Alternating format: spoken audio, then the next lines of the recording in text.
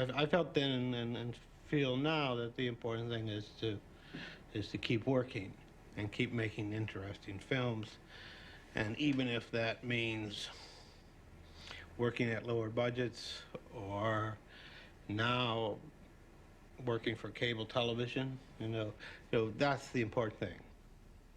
One opportunity has presented itself after another, and I've kind of moved along. I mean, if you had asked me 2 years ago if I would be producing television shows, I would say absolutely not. I never will go into television. And here I am doing television. I have no idea where my life is going to take me. Whatever feels right is where I go to. It was a golden age of filmmaking because we were all single, ambitious, and we were in love with film. And we're still in love with film, but we're no longer as ambitious, and none of us are single.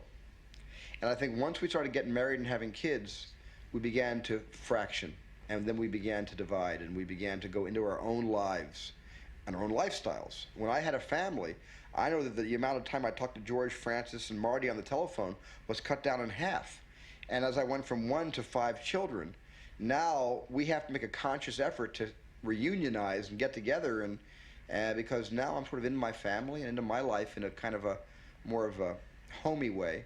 But when I was in my 20s and they were in their 20s, we all, we were kind of married to each other. As you get older, it's more, here we go again. The struggle's on.